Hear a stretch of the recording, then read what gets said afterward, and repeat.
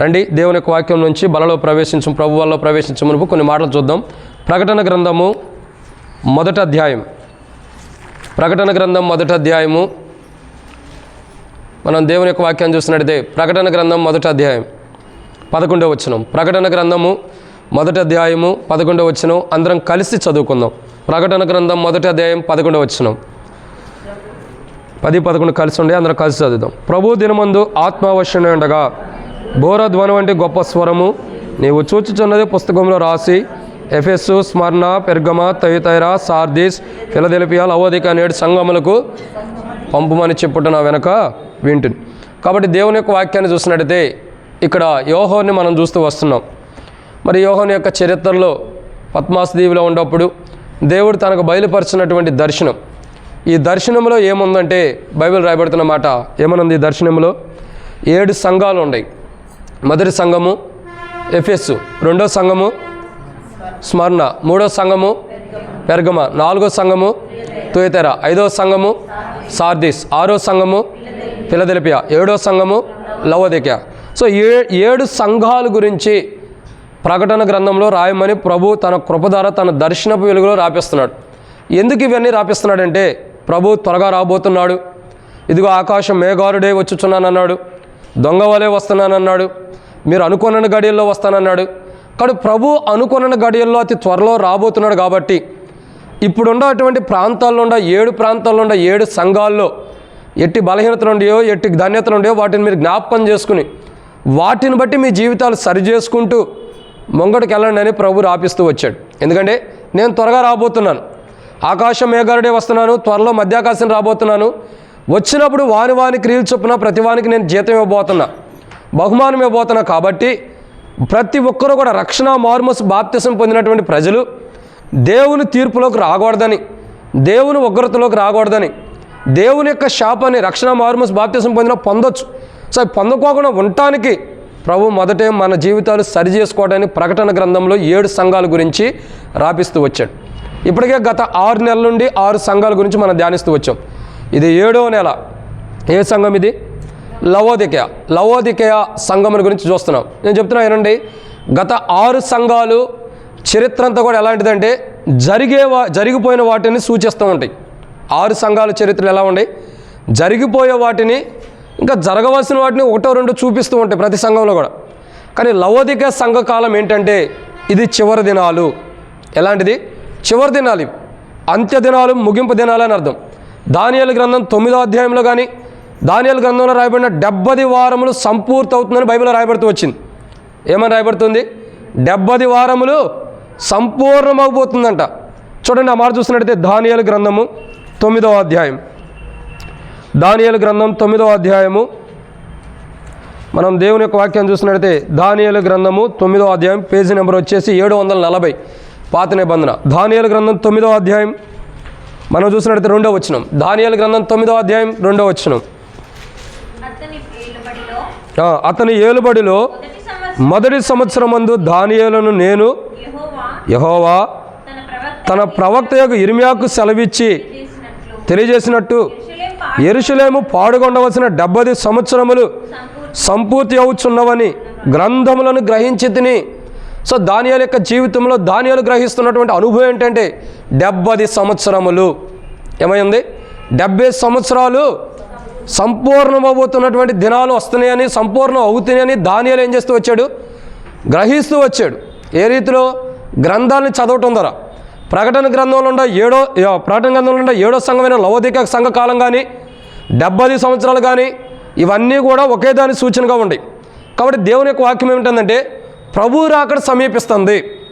వీటన్నిటికీ సాదృశ్యం ఏంటంటే ప్రభు రాకడ సమీపిస్తుంది. సో ఇక్కడ పాడైపోయినటువంటి 70 సంవత్సరములు పాడు దెబ్బలుగా ఉండవలసిన మరి యెరూషలేము పాడు దెబ్బలుగా చేయబడిన తర్వాత ఏమైంది? మరలా తిరిగి కట్టబడిద్ది. ఏమవుతుంది? తిరిగి కట్టబడుతుంది. సో ఈ 70 సంవత్సరములు ఈ యొక్క ఏమంటారు 7వ సంఘకాలం చరిత్ర అయిపోయిన తర్వాత, దీని తర్వాత జరగబోతున్న తీర్పులు ఎన్ని అయిపోయిన తర్వాత యెరూషలేము అనేది కట్టబడిద్ది. ఏ యెరూషలేము అంటే అది నూతనమైన యెరూషలేము అని ప్రకటన గ్రంథంలో మనం 19వ అధ్యాయం 20వ అధ్యాయంలో చూస్తూ వస్తున్నాం. 21వ అధ్యాయం నూతనమైన యెరూషలేము. సో యెరూషలేము అనేది కట్టబడుతూ వస్తుంది. ఆ యెరూషలేము కట్టాలంటే ఇక్కడేమో ఉండాలా? 70 సంవత్సరాలు సంపూర్ణమై ఉండాలి. ఏ 70 సంవత్సరాలు?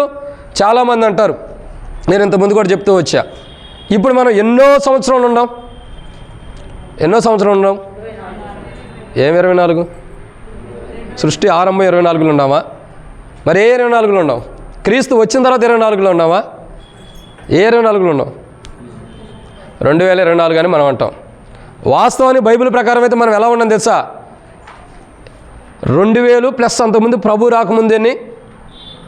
4 2 ఎంత? 6000 కంప్లీట్ అయిపోయినాయి. ఇప్పుడు ఎన్నో సంవత్సరాలు ఉన్నాం? 2 కాదు, మీకు లెక్కలేరావు. ఎన్నో సంవత్సరం ఉన్నాం? 7వ సంవత్సరం ఉన్నాం. 6 కంప్లీట్ అయినాయి అంటే తర్వాత ఏమొచ్చింది? 2 వచ్చిందా మళ్ళీ? పొరపాటున బిజినెస్ చేసేటప్పుడు ఇట్లా లెక్కలేవాకండి.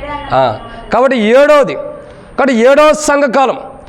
7వ సంఘకాలం అంటే ఏంటి? సంఘం ఎత్తబడే దినాలు ఇవి.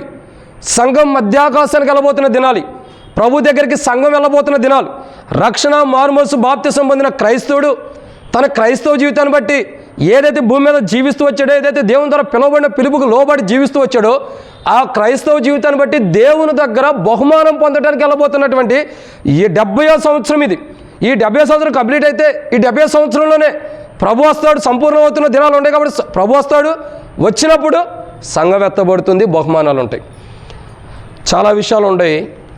కానీ అవన్నీ మనం ధ్యానించుకోవడానికి సంబంధం కాదు, కానీ సమయం లేదు.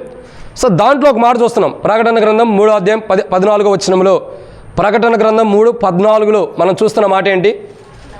లవోదికలో ఉన్న సంఘపు దూతకి ఇలాగు రాయము, ఆమేన్ అనువాడును, నమ్మకమైన సత్యసాక్షియు, దేవుని సృష్టికి ఆది అయిన వాడు చెప్పు సంగతులేమనగా అని బైబిల్లో రాయబడుతూ వచ్చింది. ప్రకటన గ్రంథం 3:14లో.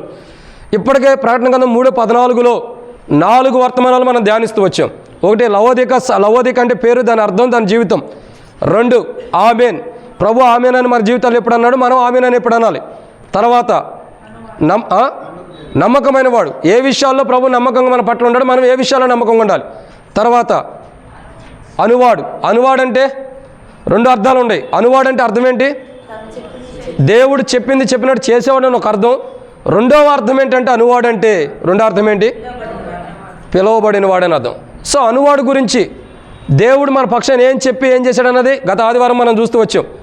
అదే రీతిలో మనకు చెబుతూనే మనం ఏం చేయాలన్నది కూడా టేబుల్ వర్తమానంలో మనం చూసాం. ఇప్పుడు మళ్ళీ అనువాడులోనే ఇంకో కోణం ఉంది. ఏంటది? అది పిలువబడిన వాడు. సో దాని గురించి ఆరాధనలు కూడా చూస్తూ వచ్చాం. ప్రభు ఈ లోకంలో అంటే ప్రజల ద్వారా ప్రభు ఏమని పిలువబడ్డాడు అంటే 7 విషయాలు చూసాం ఆరాధనలో. ఏమని చూసాము? మొట్టమొదటిగా ఈరోజు చూసిన ఆరాధన వర్తమానంలో మొట్టమొదటిగా ఏమని పిలిచాం? పిలవటం కాదు, ఏమని పిలువబడ్డాడు? పాపిగా పిలువబడ్డాడు. మనం పాపులం కానీ ఆయన పాపిగా పిలువబడ్డాడు.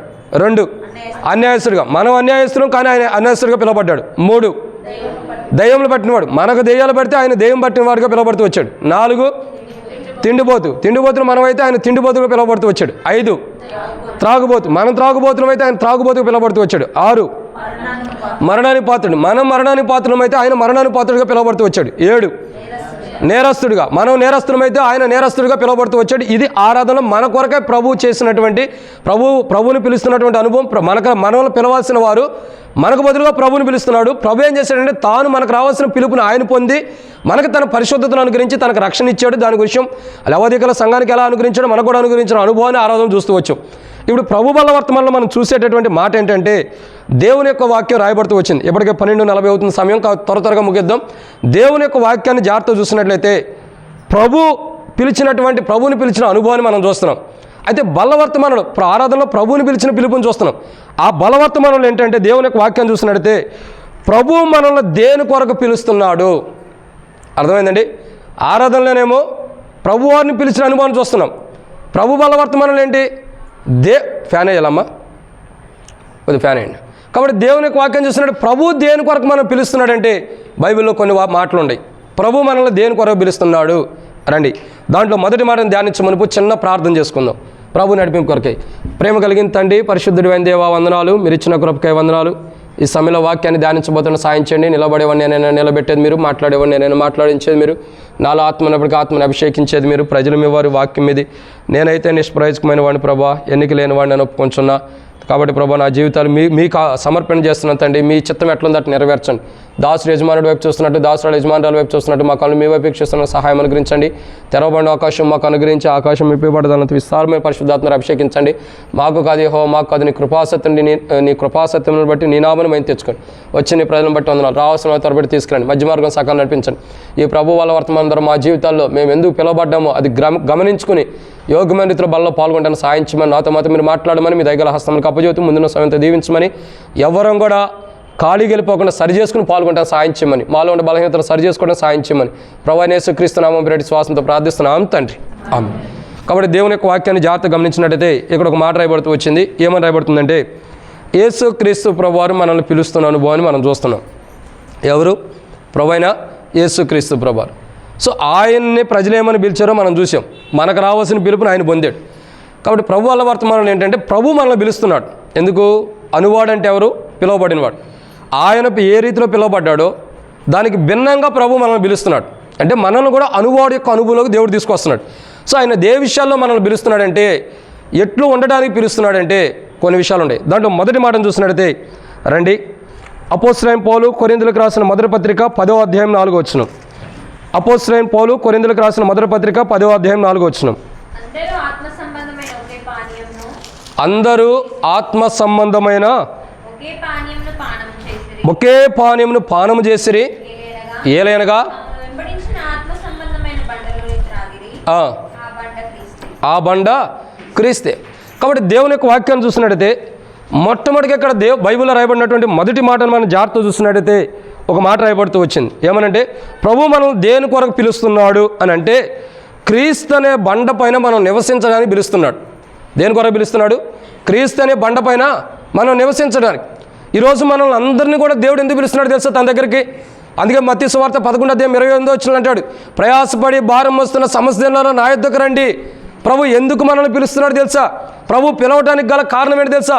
ప్రభు ఎందుకు మనల్ని పిలుస్తున్నాడంటే, క్రీస్తు అనే బండ పైన మనం పునాది వేయబట్టడానికి, క్రీస్తు అనే బండ పైన మనం ఉండటానికి, క్రీస్తు అనే బండ పైన మనం నివసించడానికి.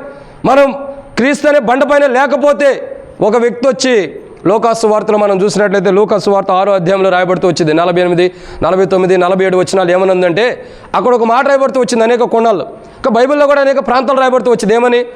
బండ మీద ఇల్లు కట్టుకున్నవాడు ఎలా ఉంటాడు చెప్పండి? బండ మీద ఇల్లు కట్టుకున్న వ్యక్తి ఎలా ఉంటాడు? సంతోషంగా సురక్షితంగా ఉంటాడు. ఇసుకలో ఇల్లు కట్టుకున్న వ్యక్తి కూలిపోయింది. సో బైబిల్ చెప్పేటటువంటి ఒక చక్కటి మాట ఏంటంటే, దేవుని వాక్యం మనం చెప్పబడుతున్నటువంటి మొట్టమొదటి మాట ఏంటంటే, బైబిల్ చెబుతున్న మాట, క్రీస్తు అనే బండ పైన మనం నివసించుతూ ఉండాలి. క్రీస్తుకు వెలుపట మనం ఎప్పుడూ నివసించకూడదు. అందుకంటాడు కదా యోహాను సువార్త 15వ అధ్యాయంలో, నాకు వేరుగా ఉండి మీరు ఏం చేయలేరు, నాలో ఫలింపని ప్రతి తీగ నేను తీసి పారవేస్తానని ప్రభు అంటున్నాడు. కానీ మొట్టమొదటిగా చూసినట్లయితే దేవుని వాక్యం చెప్పిన మాట ఏంటంటే, క్రీస్తు అనే బండ పైన మనం నివసించడానికి మనల్ని పిలుస్తున్నాడు. లోకంలో నివసించడానికి కాదు, పాపంలో నివసించడానికి కాదు, పాప జీవితాన్ని జీవించడానికి కాదు, ఇంకా చెడ్డ మాటలు పలకడానికి కాదు, అబద్ధాలు పలకడానికి కాదు, మోసానికి పలకడానికి కాదు, మోసకరమైన జీవితాన్ని జీవించడానికి కాదు. ప్రభు ఎందుకు మనల్ని పిలుస్తున్నాడంటే, తన స్వరక్తం ద్వారా కడిగి మనల్ని ఎందుకు పిలుస్తున్నాడంటే, క్రీస్తు అనే బండ పైన మనం నిలవబట్టడానికి. క్రీస్తు అనే బండ పైన నిలవబడితే ఎటువంటి ఒడిదుడుకులు వచ్చినా, సునామీలు వచ్చినా, వరదలు వచ్చినా, ఏ నీటి ప్రవాహం వచ్చినా కొట్టుకుపోకుండా మనం దాని మీద నిలవబడతాం. కాబట్టి ఈరోజు చాలామంది క్రైస్తవుల యొక్క జీవితాలు చూస్తే రక్షణ పొందుతున్నారు, మార్మోస్ పొందుతున్నారు, బాప్తిసం తీసుకుంటున్నారు, కానీ క్రీస్తు అనే బండ పైన పునాది వేయబడలేని స్థితిలో చాలామంది జీవిస్తున్నారు. క్రీస్తు అనే బండ పైన నిలవబడలేని స్థితిలో నివసించలేని వారికి చాలామంది ఉంటున్నారు. క్రీస్తు అనే బండపై నుండి జారిపోయేవాళ్ళు కొంతమంది ఉంటారు, పడిపోయేవాళ్ళు కొంతమంది ఉంటారు, తూలిపోయేవాళ్ళు కొంతమంది ఉంటున్నారు. ఎందుకని? ఆ బండ మీద సరైన విధంగా నిలబడలేకపోతున్నారు. అలా నిలబడలేక తూలిపోయేవాళ్ళు, రాలిపోయేవాళ్ళు, పడిపోయేవాళ్ళు, జారిపోయేవాళ్ళు ఎలాంటి వారు తెలుసా? అక్కర్లను బట్టి, అవసరతలను బట్టి, కష్టాలను బట్టి, బాధలను బట్టి, లోకాన్ని బట్టి, మనుషులను బట్టి ప్రభువుని నమ్మితేనే అలా కూలిపోతాం, రాలిపోతాం, జారిపోతాం. నిజంగా ప్రభువుని బట్టి, ప్రభువుని నమ్మిన వ్యక్తి, యేసుక్రీస్తు ప్రభువుని బట్టి మన జీవితాలు మార్చబడితేనే ప్రభువుని నమ్మిన వ్యక్తి తన యొక్క స్థితిగతులు ఎలా ఉంటాయి అంటే, క్రీస్తు అనే బండ మీద తన పునాది ఉంటుంది. ఏముంటుంది? క్రీస్తు అనే బండ మీద తన పునాది ఉంటుంది. ఈరోజు మనం దేని మీద నివసిస్తున్నాం? క్రీస్తు అనే బండ మీద నివసిస్తున్నామా? ఆ రోజు అందరూ పానం చేశారు, ఒకే దాంట్లో పానం చేశారు. ఆ బండ, ఒకే బండ నుండి వచ్చిన నీటిని పానం తాగుతూ వచ్చారు. ఆ బండ ఎవరంటే ప్రభువైన యేసుక్రీస్తు ప్రభువారే. ఈరోజు మనం దేని మీద నివసించున్నాం? ప్రభువుని నమ్మాం, రక్షణ పొందాం, మార్మోస్ పొందాం, బాప్తిసం తీసుకున్నాం. వేటి మీద మన కాలు నిలబడి ఉంది? దేని మీద మనం నివసిస్తూనే ఉన్నాం? ప్రియులారా గమనించండి, మనం దేని మీద నివసిస్తున్నాం? క్రీస్తు అనే బండ మీద నివసిస్తున్నామా?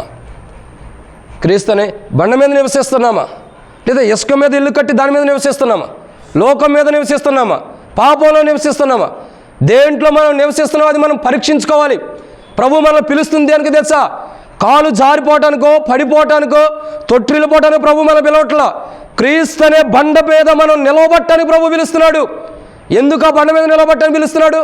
ఏ సమస్యలు వచ్చినా, ఏ బాధలు వచ్చినా, ఏ దుఃఖం వచ్చినా, ఏ కష్టం వచ్చినా, ఏ ఇబ్బంది వచ్చినా, ఎటువంటి ఆకలితో మనం చచ్చిపోయినటువంటి కుటుంబ సమస్యలతో ఉండా జారి పడిపోకుండా నిలబట్టడానికి ఆయన మనల్ని పిలుస్తున్నాడు. ఈరోజు చాలామంది కుటుంబాల్లో సమస్యలు ఉంటాయి, బాధలు ఉంటాయి, దుఃఖాలు ఉంటాయి, మానసికమైన వేదనలు ఉంటాయి. ప్రతిదానికి పడిపోతూ ఉంటారు.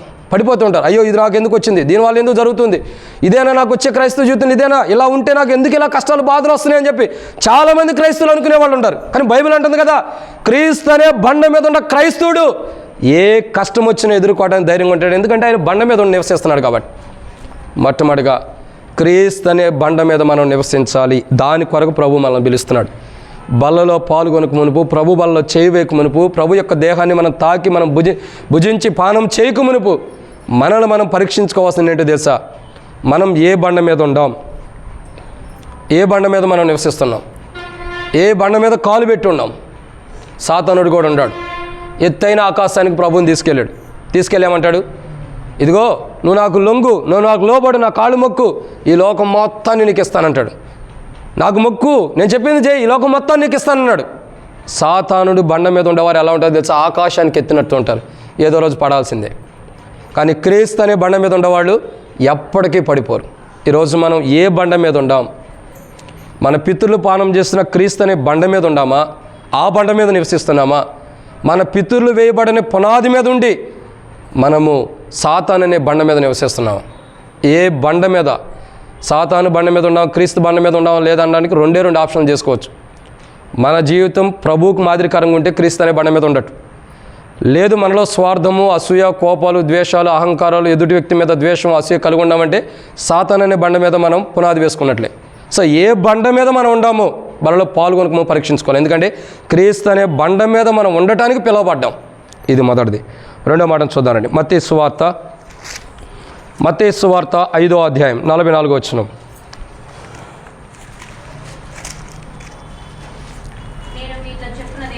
నేను మీతో చెప్పినదేమనగా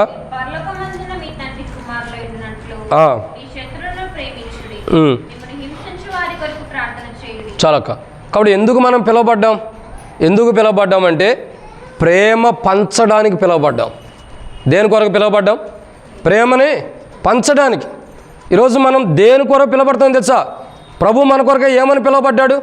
పాపాత్ముడిగా పిలువబడ్డాడు, అన్యాయస్తుడిగా పిలువబడ్డాడు, మోసం చేసిన వాడిగా పిలువబడ్డాడు, నేరస్తుడిగా పిలువబడ్డాడు. ఇవన్నీ మన కొరకే ప్రభు పిలువబడుతూ వచ్చాడు. కానీ ప్రభు మనల్ని ఎందుకు పిలుస్తున్నాడు తెలుసా? క్రీస్తు అనే బండ మీద మనల్ని పెట్టడానికి, క్రీస్తు అనే బండ మీద మనం నివసించడానికి పిలుస్తున్నాడు. రెండోదిగా చూస్తున్నట్టయితే ప్రేమను పంచడానికి పిలుస్తున్నాడు. ఏ ప్రేమని? మనోహరమైన ప్రేమను పంచడానికి. ఏ ప్రేమ? కీర్తన కదా 133 అధ్యాయం మొదటి వచనంలో రాయబడినటువంటి ప్రేమ, మనోహరమైన ప్రేమ, శ్రేష్టకరమైన ప్రేమని మన ద్వారా ఇతరులకి పంచడానికి ప్రభు మనల్ని పిలుస్తున్నాడు. ఈరోజు మనమే ప్రేమ లేనివాడిగా ఉండి ఎదుటి వ్యక్తికి మనం ప్రేమను పంచలేకపోతుంటే, ఎదుటి వ్యక్తిని ప్రేమగా మనం చూడలేకపోతుంటే, ఎదుటి వ్యక్తిని ప్రేమించే మనసు మనకు లేకపోతే దేవుడు పిలిచిన పిలుపులో మనం లేనట్లే ఖచ్చితంగా. ఒక సహోదరుని, ఒక సహోదరిని, కుటుంబీకుడిని, బంధువుని, స్నేహితులైనా, తోటి విశ్వాసులైనా, ఎవరినైనా సరే, ఒక సేవకునైనా, విశ్వాసులైనా, ఎవరినైనా సరే, ఒక వ్యక్తి పట్ల మనం ప్రేమ కలిగి ఉండలేకపోతున్నామంటే, ప్రేమ కలిగి జీవించలేకపోతున్నామంటే ప్రభు మనల్ని పిలిచిన పిలుపుల నుండి దారి తప్పిపోయినట్లే. యోధా ఉన్నాడు. ఎవరా యోధా? ఇస్కరియోతు యోధా. దేవుడు పిలిచిన పిలుపు నుండి తప్పుకున్నాడు. దేవుడు పిలిచిన పిలుపులో నుండి తప్పుకుంటూ వచ్చాడు, ప్రత్యేకించబడుతూ వచ్చాడు, వెళ్ళిపోతూ వచ్చాడు. అపోస్తలుల కార్యం మొదట దేవుని మనం చదివితే అర్థమైంది. తమ ప్రధానత్వాన్ని నిలుపుకోలేదు. దేవుడు పిలిచిన పిలుపుని నిలుపుకోలేకపోయాడు. దేవుడు ఏ పిలుపుదైతే యోధాను పిలిచాడో ఆ పిలుపుని యోధా నిలబెట్టుకోలేకపోయాడు. కాబట్టి దారి తప్పిపోయి ఉరిపెట్టుకుని చచ్చిపోయాడు. తర్వాత కింద పడి పేగులు పగిలిన అనుభవం కూడా ఉంది. అంటే అర్థం ఏంటి? దేవుడు పిలిచిన పిలుపులో నిలబడి ఉండాలి.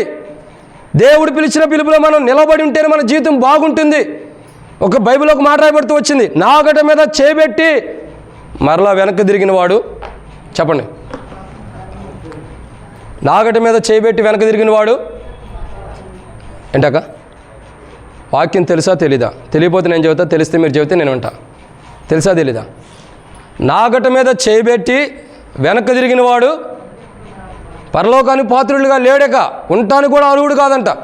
ఒక్కసారి ప్రభా నీ ప్రేమ నేను పంచుతాను ఎదుటి వ్యక్తికి, నాలో నీ ప్రేమను వెదజల్లుతాను, నాలో నుండి నీ ప్రేమను ఎదుటి వ్యక్తి పంచుతానని మనం తీర్మానం చేసుకుని దేవుని యొక్క ప్రేమను పంచడానికి పిలువబడిన మనం, మనలో సహోదరి ప్రేమ లేనప్పుడు, సహోదరి ప్రేమను మనం కోల్పోయినప్పుడు, ఎదుటి వ్యక్తి మీద ప్రేమను కనపరచలేనప్పుడు, అది భర్త అయినా, భార్య అయినా, పిల్లలైనా, సహోదరుడైనా, తోటి విశ్వాసులైనా, సేవకులైనా, విశ్వాసుల మీదైనా మనం ప్రేమను పంచలేనప్పుడు మనం పిలువబడిన పిలుపు నుండి తప్పిపోయామని అర్థం.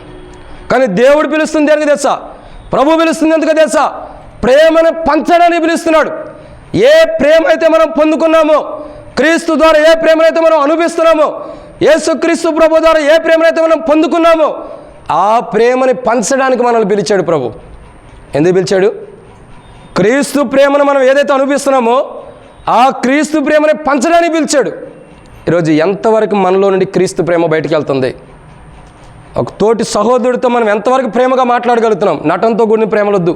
ప్రేమించామన్నట్టు మాట్లాడకూడదు, ప్రేమించామన్నట్టు మాట్లాడకూడదు. ఉన్నది ఉన్నట్టుగా ఉండాలి. ఆయన ఎలా ఉంటాడు? ఆయన లోపల ఒకటి బయట ఒకటిలాగా ఉండడు. అందుకే తిమోతంకులు, మా లాస్ట్ టైం కూడా చెప్పారు, తిమోతంకులు ప్రశ్న వేస్తాడు, ఏమన్నా తెలుసా? అరే లోపల బయట బాగుండవు అంటాడు. ఎక్కడ? లోపల బయట. లోపల ఏముంది? అసూయ, మోసకరమైన హృదయం ఉంది. బయట ఏముంది? మంచి ముఖం, ఏమంటారు, ప్రకాశించే ముఖం ఉంటుంది. అరే బయట ఉండదు కదరా, లోపల ఉండదు ఎలా ఉంది అంటున్నాడు. కానీ క్రీస్తులో లోపల బయట లేదు. క్రీస్తులో ఒకే యేసు క్రీస్తు నిన్న నేడు ఒకే రీతిగా ఉన్నాడు. ఎలా ఉన్నాడు? నిన్న నేడు రేపు ఒకే రీతిగా ఉంటాడు యేసు ప్రభువారు. ఈరోజు క్రైస్తవులుగా మనం ఉన్నప్పుడు, క్రీస్తు ప్రేమను మనం పంచుకున్నప్పుడు, క్రీస్తు ప్రేమను దేవుని దగ్గర నుంచి క్రీస్తు ప్రేమను మనం పొందినప్పుడు, ఆ ప్రేమను ఎదుటి వ్యక్తికి పంచలేనప్పుడు బల్లలో పాల్గొనటానికి కూడా మనం యోగ్యులం కాదు. అది నువ్వైనా నేనైనా ఎవరైనా సరే. అసలు మనం పిలువబడింది దేనికి? క్రీస్తు అనే బండపై నివసించడానికి. ఎందుకు పిలవబడ్డాం? ప్రేమను పంచడానికి పిలవబడ్డాం. ఎదుటి వ్యక్తికి క్రీస్తు ప్రేమను పంచడానికి నిలబడ్డాం. పొందిన ప్రేమను పోగొట్టడానికి కాదు. ఎవరైనా ఒక వ్యక్తి క్రీస్తు ద్వారా ప్రేమను పొందితే వాడిలో ఉన్న ప్రేమను పోగొట్టడానికి కాదు, క్రీస్తు ప్రేమను నింపడానికి పిలువబడ్డాం. ఈరోజు ఎంతమంది క్రీస్తు ప్రేమను పంచగలుగుతున్నాం? మనల్ని బట్టి ఎంతమంది క్రీస్తు ప్రేమను పొందగలుగుతున్నారు? ఏ స్థితిలో ఉండా, ఎంత ఆత్మీయ జీవితంగా అయినా, ఎన్ని సంవత్సరాలైనా రక్షణ పొంది ఉండా, అదంతా దేవుళ్ళు పనిచేయదు. ఎన్ని సంవత్సరాలు రక్షణ పొంది ఉండా అది దేవుళ్ళు పనిచేయదు. నేను ఇన్ని సంవత్సరాల క్రితం రక్షణ పొందాను అనుకున్నా కానీ పనిచేయదు దేవుళ్ళు. సీనియారిటీ లేదు దేవుళ్ళు. మరి ఏముంది? ఎంత ప్రేమను పంచావు, ప్రేమలో ఎంత సీనియారిటీగా ఉండవు, ఎంతవరకు క్రీస్తు ప్రేమను పంచావు, ఎంతవరకు క్రీస్తు ప్రేమను పంచుకుంటూ వస్తున్నావు. మొన్న ఒక అతను కలిసాడు సువార్తకి వెళ్తే, ఏమన్నాడంటే, బ్రదర్ నువ్వు పుట్టక ముందు నుంచే నాకు తిమోతంకులతో బాగా పరిచయం ఉందన్నాడు. మంచిది అన్నా అన్న. ఎందుకు చెబుతున్నావు అంటే, నాకు ఎప్పటి నుంచో తిమోతంకులు బాగా తెలుసు అన్నాడు. మంచిదే, అప్పటి నుంచి నువ్వు విశ్వాసం అంటే అవును అన్నాడు. మరి ఆ ప్రేమేది? చెప్పుకోవడం కాదు, నేను ఇన్ని సంవత్సరాలు రక్షించబడడానికి మారుమోసి పొందాను సీనియారిటీనని. ఎందుకు సీనియారిటీ పనికొచ్చేది? దేనికి ఉంది? దేనికి సీనియారిటీ పనికొచ్చేది? ఇన్ని సంవత్సరాలు నేను రక్షించబడ్డా, ఇన్ని సంవత్సరాలు మారుమోసి పొందాను, ఓకే పొందా కాదంటలేదు. కానీ ఆ ప్రేమేది? అన్ని సంవత్సరాలు క్రీస్తు ప్రేమను పంచగలిగావా? ఇప్పుడు కూడా క్రీస్తు ప్రేమను పంచగలుగుతున్నావా? ఆ ప్రేమను పంచలేనప్పుడు ఆ విషయం చెప్పడానికి కూడా మనం అర్హులం కాము. సీనియారిటీలు ఏముండవు దేవుల్లో. ఒకటే ఉండిద్ది మన క్రైస్తవ జీవితం ఎంత ఉందన్నది. ఎవరికంటే మనం గొప్ప కాదు, ఎవరికంటే తక్కువ కాదు, ఎవరికంటే గొప్ప కాదు, ఎవరికంటే తక్కువ కాదు. క్రీస్తు ఎలా ఉండాలో తెలుసు. భక్సింగ్ గారు ఒక మాట చెప్పేవాడు. ఇప్పుడు సంఘాల్లో నేను సీనియర్ని, మోస్ట్ సీనియర్ని మాటలు వచ్చినాయి. భక్సింగ్ గారు ఒక మాట చెప్పాడంట, ఆల్ ఆర్ ఈక్వల్. వాటర్ పెట్టినాను. ఏమని చెప్పాడు? ఆల్ ఆర్ ఈక్వల్ అంటే అర్థం ఏంటి? అందరూ. మరి అందరూ సమానమైనప్పుడు హెచ్చు తగ్గులు ఎక్కడి నుంచి వచ్చినాయి? ఆ వాటరే నన్ను అడిగింది. కాబట్టి ఎలా వచ్చినాయి హెచ్చు తగ్గులు? ఒక సీనియర్ అని, ఒక మోస్ట్ సీనియర్ అని, ఒక తగ్గినవాడని, లేనివాడని విశ్వాస జీవితంలో ఎక్కడి నుండి వచ్చినాయి?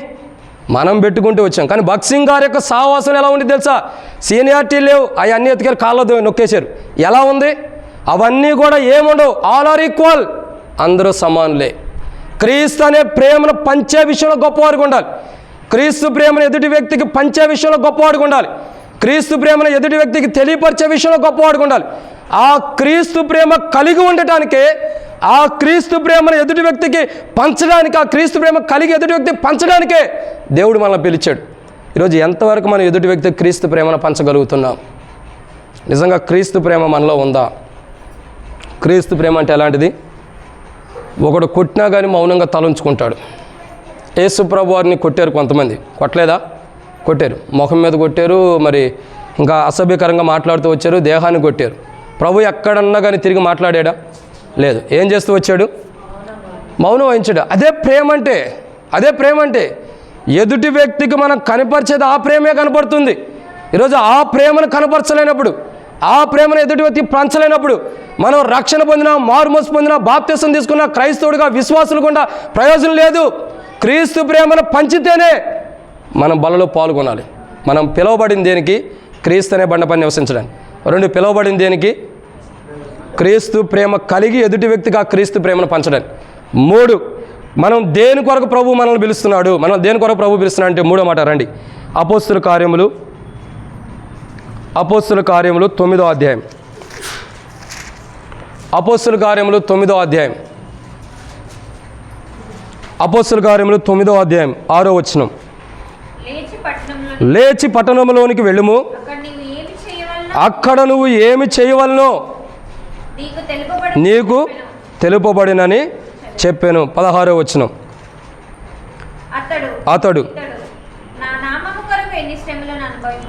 ఇతడు నా నామము కొరకు ఎన్ని శ్రమలను అనుభవింపవలనో నేను ఇతను చూపిద్దునని అతనితో. కాబట్టి ఎందుకొరకు పిలువబడ్డామంటే, మొట్టమొదటిగా దేని కొరకు పిలువబడ్డాం? క్రీస్తు అనే బండ మీద నివసించడానికి పిలువబడ్డాం. 2, ఎందుకొరకు పిలువబడ్డాం? క్రీస్తు ప్రేమని ఎదుటి వ్యక్తులకి పంచడానికి పిలువబడ్డాం. 3, మనల్ని ఎందుకు దేవుడు పిలుచుకున్నాడు? తన మందిరానికి, తన సన్నిధికి, తనలోకి ఎందుకు పిలుచుకున్నాడంటే, లోకస్తులమే, పాపంలో లోకంలో జీవించిన మనల్ని క్రీస్తు ఎందుకు తనలోకి పిలుచుకున్నాడంటే 3వ మాట ఇక్కడ రాయబడుతుంది. ఎందుకు? శ్రమలను అనుభవించడానికి. ప్రభువైన యేసుక్రీస్తు ప్రభువారిని బట్టి వచ్చే శ్రమల్ని ఏం చేయాలా?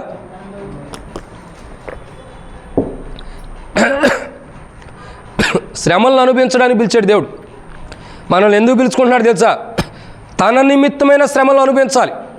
అనుభవించడం అంటే శ్రమ వస్తే పారిపోవటం కాదు. అనుభవించడం అంటే శ్రమ వస్తే అయ్యో శ్రమ వచ్చిందని ఇంకో చోటకి పారిపోవటం కాదు. శ్రమ అంటే అర్థం ఏంటి తెలుసా? దాంట్లో నిలబడాలి. ఏదైనా కష్టం వచ్చింది, ఏదైనా బాధ వచ్చింది, ఏదైనా దుఃఖం వచ్చింది, ఏ వచ్చినా నాకు క్రీస్తు ఉన్నాడని, వీటిని తట్టుకోవడానికి యేసుప్రభువే నాకు సర్వమై ఉన్నాడని ఎప్పుడైతే మనం ఊహిస్తామో అప్పుడే క్రీస్తులో ఉండటం. మనం క్రీస్తులో ఉన్నట్టు. బైబిల్ చెప్పే మాట ఏంటి తెలుసా? మనం ఎందుకు పిలవబడ్డాం తెలుసా? ప్రభు నిమిత్తమే శ్రమల్ని భరించడానికి, ప్రభు నిమిత్తమే శ్రమలను అనుభవించడానికి, ప్రభు నిమిత్తం వచ్చే ప్రతి శ్రమని, ప్రభు నిమిత్తం వచ్చే ప్రతి కష్టాన్ని, ప్రభు నిమిత్తం వచ్చే ప్రతి బాధని అనుభవించడానికి దేవుడు మనం పిలుస్తున్నాడు. అందుకంటాడు కదా అపోస్తలుల కార్యం 9వ అధ్యాయం 6వ వచనంలో ఏమని పిలుస్తాడు? లేచి పట్టణంలోకి వెళ్ళుము, అక్కడ నువ్వు ఏమి చేయవల్ల అది నీకు తెలుపుదును. పిలుస్తున్నాడు పౌల్ని, నువ్వు లే పౌలా అని పైన వచనాలు పిలుస్తాడు. సౌలా పౌల కాదు, సౌలా అని ప్రభు పిలిచి ఏమంటే నువ్వు లేచి పట్టణానికి వెళ్ళు. ఎందుకు? అక్కడ నేను ఎందుకు పిలిచానో నీకు తెలియపరుస్తాను. ఎందుకు పిలిచాడు? 16వ వచనంలో చెబుతాడు కదా. అననే వ్యక్తి ద్వారా చెబుతాడు. అననే వ్యక్తికి ద్వారా కాదు, ఆ వ్యక్తికి చెబుతాడు. ఏమని? అయ్యా అతడు నా నామ నిమిత్తం అనేకులు ఎదుట నా కొరకే శ్రమలు అనుభవించబోతున్నాడు. రాజులు ఎదుట, అధికారులు ఎదుట, శాస్త్రాధిపతులు ఎదుట, ఇశ్రాయేలు ఎదుట నా నామ నిమిత్తం కొరకై, నా నామ ఘనత కొరకై, నా నామను భరించడానికి ఇతడు నేను ఏర్పరచుకున్న సాధనం పాత్ర అయి ఉన్నాడు. అర్థమైందండి? ఎందుకొరకు దేవుడు పిలిచాడు? దేని కొరకు దేవుడు పిలిచాడు? శ్రమలను అనుభవించడానికి. సంఘంలో శ్రమ వస్తే తట్టుకోలేం, మందిరంలో శ్రమ వస్తే తట్టుకోలేం, కుటుంబంలో శ్రమ వస్తే తట్టుకోలేం, ఇంట్లో ఒక శ్రమ వస్తే తట్టుకోలేం, చివరికి మనలో ఒక శ్రమ వచ్చినా మనం తట్టుకోలేం. మరి దేనికి దేవుడు పిలిచాడు మనల్ని? దేనికి పిలిచాడు? అధికారిగా ఉండటానికా? లేదా అంటే గొప్ప ప్రాధాన్యత ఇచ్చి నేను ఏదో సింహాసనం వేసి కూర్చోబెట్టడానికి పిలిచాడా? అందరికంటే గొప్పవాడి గొప్పదాని అని పిలిచాడా? అందరికంటే నీకేందో పైగా సింహాసనం వేసి కూర్చోబెట్టడానికి పిలవాలా దేవుడు? మరి దేనికి పిలిచాడు? శ్రమలు అనుభవించడానికి పిలిచాడు. దేనికి పిలిచాడు? శ్రమలు భరించడానికి పిలిచాడు. అందుకే అంటాడు కదా, చాలామంది కొట్టుకుంటున్నారు ఏమని, నేను గొప్పవాడిని, నేను పెద్దోడిని అని కొట్టుకుంటున్నారు. కొట్టుకుంటుంటే ప్రభు అన్నాడు, ఈ మాట ప్రభు దగ్గరికి వెళ్ళింది. ప్రభు ఆలోచించాడు, ఏమని చెబుతున్నాడు, మీలో పరలోకంలో గొప్పవాడుగా ఉండాలంటే భూమి మీద ఎలా ఉండాలా చెప్పండి, భూమి మీద ఎలా ఉండాలి, పొరపాటు ఎలా ఉండాలి చెప్పండి, ఎలా ఉండాలి, తగ్గించుకోవడం కాదు, ఎలా ఉండాలి, అవన్నీ మీరు చెప్పాను కరెక్ట్ కాదు, నేను చెబుతున్నాను. అల్పుడై ఉండాలి. అల్పుడంటే చిన్నవాడిగా ఉండాలంట. ఒక వ్యక్తి పరలోకంలో ఉండాలంటే ఎలా ఉండాలా, చిన్నవాడిగా ఉండాలి. ఇక్కడ పెద్దవాడుగా ఉంటే చెప్పండి, ఇక్కడ పెద్దవాడుగా ఉంటే అక్కడ ఎలా ఉంటాం, ఇది ఇక్కడ చిన్నవాడుగా ఉంటే అక్కడ పెద్దవాడుగా ఉంటాం. సో మనం దేని కొరకు పిలవబడ్డాం, పెద్దవాడిగా ఉండడానికి పిలవబడ్డాం ఇక్కడ, లేదా అల్పుడుగా ఉండడానికి పిలవబడ్డామా? అల్పుడుగా ఉంటే అన్ని శ్రమలే. ఈరోజు అల్పుడుగా లేవు కాబట్టి నీకు ఏ శ్రమలు రావట్లేదు సరిగ్గా. ఏ శ్రమలను భరించబడడానికి కారణం ఏంటి తెలుసా, ఏ శ్రమలను అనుభవించబడడానికి కారణం ఏంటి తెలుసా, దేవుడు పిలిచిన పిలుపుల నుండి తప్పుపోయి ఉంటావు. దేవుడిని పిలిచిన కారణం ఏంటి తెలుసా, అల్పుడుగా ఉండటానికి. కొట్టుకుంటున్నారు ఒకళ్ళు 12 మందిలో, ఎవరయ్యా గొప్పవాడు, ఎవరు గొప్పవాడుగా ఉండాలి, వీళ్ళందరిలో పెద్దగా నేను ఉండాలని కొట్టుకుంటున్నారు. ఒకళ్ళు కొట్టుకుంటుంటే మాట్లాడుతున్నాడు. కొట్టుకున్నంత మాత్రాన పరలోకంలో గొప్పవాళ్ళు ఎవరో, చిన్నవాడిగా అయితేనే పరలోకంలో గొప్పవాడు. సంఘంలో ఎలా ఉండాలి మనం, నేను గొప్పవాడిని కాలు రేసుకు తిరగకూడదు, నేను పెద్దవాడిని అని చెప్పి కాలు రేసుకు తిరగకూడదు. ఎలా ఉండాలా, నేను ఎప్పటికీ చిన్నవాడిని ప్రభువా, నేను ఎప్పటికీ చిన్నవాడినే. అందుకే ఇప్పుడు చెబుతూ వచ్చారు మీరు, తనను తాను తగ్గించుకున్నవాడు. అది మనం ఎప్పుడైతే నేను అల్పుణ్ణే ప్రభు అనుకుంటామో పరలోకంలో మనం హెచ్చించబడతాం. మనం ఇక్కడ నేను గొప్పవాడిని, నేను పెద్దనే అని చెప్పి మనం ఎప్పుడైతే పెద్దవాడిని హెచ్చించుకుంటామో అక్కడ తగ్గించబడతాం ఖచ్చితంగా పరలోక రాజ్యంలో. సో మనం దేనికి పిలవబడ్డాం, అల్పుడుగా ఉండి శ్రమలు అనిపించడానికి పిలవబడ్డాం. పౌలు ఎలాంటి వాడు, పౌలు జీవిత చరిత్ర ఎలాంటిది, అధికారుల దగ్గర ఉన్నాడు, ఒక అధికారాన్ని పొందాడు. పౌలు చెప్పంగానే ఒక లెటర్ రాసి కూడా ఇచ్చారు పౌలుకి. ఎందుకు, క్రైస్తవులను హింసించడానికి, బాధపరచడానికి. అంత గొప్పవాడి సైతమే ఒక మాట అంటాడు, క్రీస్తు నిమిత్తం చావైతే నాకు మేలే. ఏమంటాడు, బ్రతుకుట క్రీస్తే, చావైతే మేలే. లాభంగా ఎంచుకుంటూ వస్తున్నాడు. ఎందుకని, అంత గొప్పవాడుగా అయిన పౌలు, అంత గొప్పవాడుగా ఉన్న సౌలు పౌలుగా మార్చబడినప్పుడు అల్పుడుగా చేసుకుంటున్నాడు తను తాను. అందుకంటాడు కదా, నన్ను నేను నలగొట్టుకుంటున్నాను, నేను హెచ్చించబడుకున్నట్లు నేను నలగొట్టుకుంటున్నాను. నా దేహంలో ఒక ముళ్ళుగా సాతాను దూతగా నేను హెచ్చించబడుకొని ఉన్నట్లు నా దేహంలో ఒక ముళ్ళుని దేవుడు ఉంచాడని అంటాడు పౌలు. ఎందుకు, అల్పుడుగా ఉండడానికి ఇష్టపడుతున్నాడు. ఇవన్నీ అల్పుడికి సంబంధించినటువంటి కార్యక్రమాలు, అల్పుడికి సంబంధించినవి. ఎక్కడ మనం ఉండా, సంఘంలో ఉండా, మందిరంలో ఉండా, కుటుంబంలో ఉండా, వ్యక్తిగతంగా ఉండా, ఏ ప్రజల మధ్యలో ఉండా, అల్పుడుగా ఉండడానికి ఇష్టపడాలి. అందుకే అంటాడు, ఎవరైనా నిన్ను ఒక పెళ్ళికి కానీ దేనికన్నా శుభకార్యాన్ని పిలిస్తే నువ్వు వెళ్ళి డైరెక్ట్ ఏడ కూర్చోవాలా చెప్పండి, ఏడ కూర్చోవాలి, చైర్లో కూర్చోవద్దు, పక్కన కూర్చోవాడికి అంటే వెనకాల కూర్చో. ఒకవేళ నీ స్నేహితుడు నువ్వు గొప్పవాడిగా అనిపిస్తే వెనకుండా నిన్ను తీసుకొచ్చి ముందర కూర్చోబెడతాడు. అదే ముందరే కూర్చున్నావు అనుకో, అందరికంటే ముందర నా స్నేహితుడి పెళ్ళి, వాడి పెళ్ళి, వీడి పెళ్ళి అని ముందర కూర్చున్నావు అనుకో, కొద్దిగా వెనకెళ్ళి కూర్చొని అంటాడు. సిగ్గుపోవాలా, మొత్తం పోయితే సిగ్గుపోయిద్ది. అందుకే ఎలా ఉండాలా, ఎప్పటికప్పుడు వెనక అలుపుడుగానే ఉండాలి. ఎప్పుడైతే అలుపుడుగా ఉండి శ్రమలు అనుభవిస్తామో, తగ్గించుకుని ఎప్పుడైతే శ్రమలు అనుభవిస్తామో, తగ్గింపులో ఎప్పుడైతే మనం శ్రమలు అనుభవించడానికి సిద్ధపడతామో అప్పుడు బైబిల్ చెబుతున్న మాట ఏంటి తెలుసా, మనం ఈ శ్రమల కొరకు పిలువబడ్డాం కాబట్టి ఏం చేయబడతాం, మీలో తను తాను తగ్గించుకున్నవాడు ఏమవుతున్నాడు. ఈరోజు మనం క్రీస్తు నిమిత్తమే అల్పుడిగా ఉండి శ్రమలు అనుభవిస్తే తగ్గించుకోవాలి. ఎక్కడ మనకి హెచ్చింపు రాకూడదు, మనది అన్నది ఎక్కడ నెరవేర్చబడకూడదు. నేను చెప్పిందే చేయాలన్నది అసలు జరగకూడదు. అది జరిగిన రోజు మనం గొప్పవారు అని అర్థం చేసుకోవాలి. ఎక్కడ, ఈ లోకంలోనే, దేవుళ్ళో కాదు. నేను చెప్పింది కాదు, క్రీస్తు చెప్పిందే నెరవేర్చబడాలి, ప్రభు చెప్పిందే చేద్దాం, ప్రభు చెప్పినట్టే వెళ్దాం అని ఎప్పుడైతే మన ఆలోచన వచ్చిందో అప్పుడు మనం అల్పులమని అర్థం. కాబట్టి సంఘము, ప్రజలు మనం ఎందుకు పిలిచాడంటే, ప్రభు మనల్ని ఎందుకు పిలిచాడు, శ్రమలు అనుభవించడానికి, అల్పుడుగా ఉండి శ్రమలు అనుభవించడానికి పిలిచాడు.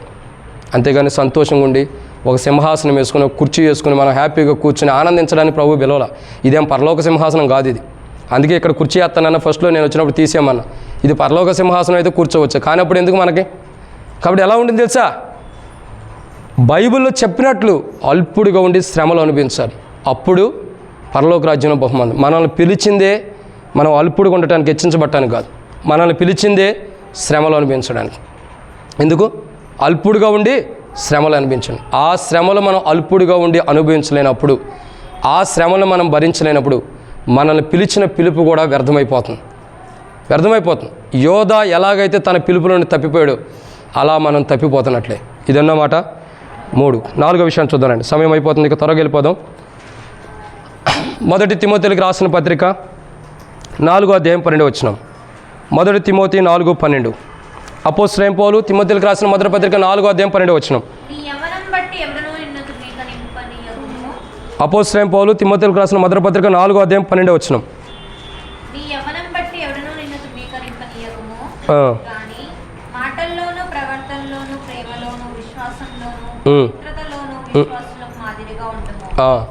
దేవుడు ఎందుకు పిలుస్తున్నాడు తెలుసండి మనల్ని? విశ్వాసులకు మాదిరిగా ఉండటానికి. ఎలా ఉండటానికి పిలుస్తున్నాడు?